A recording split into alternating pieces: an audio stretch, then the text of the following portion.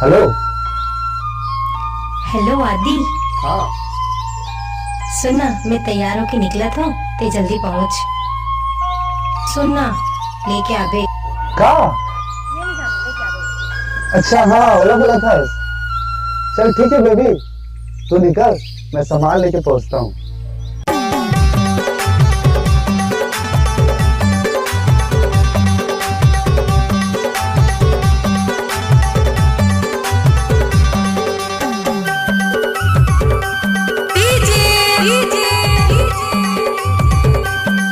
कमलेश राज मालूम झोला मालूम झोला मालूम झोला।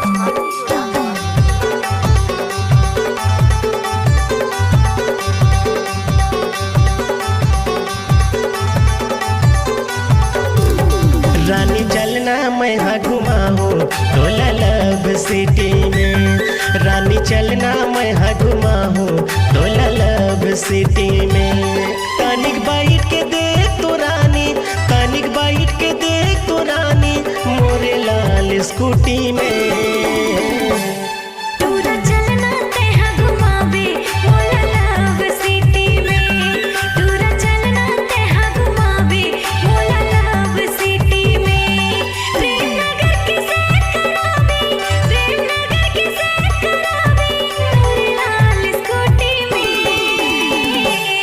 रानी चलना मैं हाँ घुमाऊं टोला लव सिटी में। रानी चलना मैं हाँ घुमाऊं टोला लव सिटी में।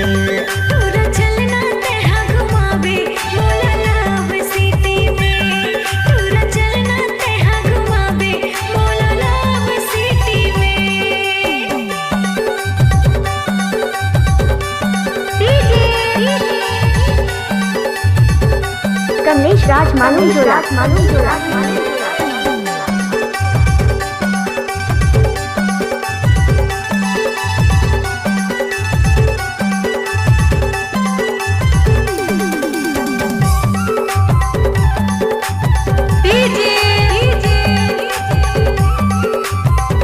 कमलेश राज मालूम झोला मालूम झोला मालूम झोला।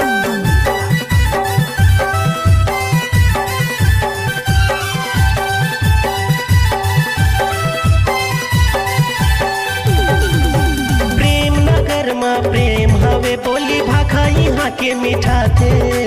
मैया करैया यहाँ के सिटूरी खोजे लत नहीं पाबे।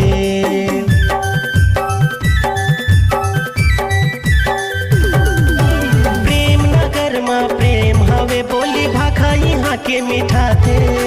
मैया करैया यहाँ के सिटूरी खोजे लत नहीं पाबे। मैया करैया यहाँ के सिटूरी खोजे लत नहीं पाबे। प्रेम नगर के सैर कराहूँ, प्रेम नगर के सैर कराहूँ मोरे लाल स्कूटी में।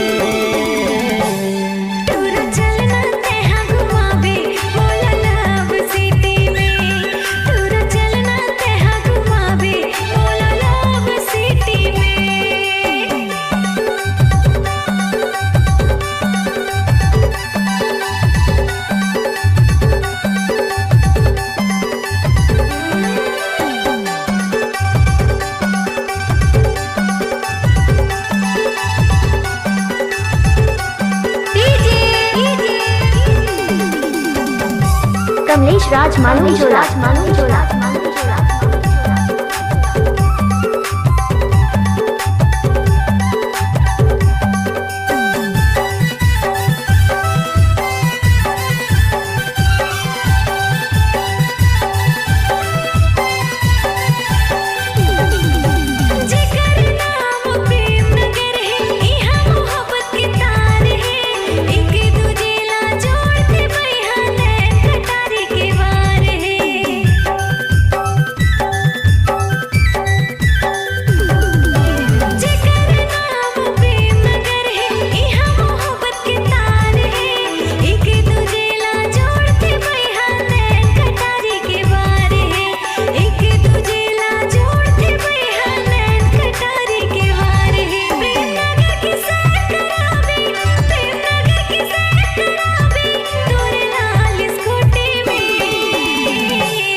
रानी चलना मैं हाँ घुमाऊं टोला लव सिटी में।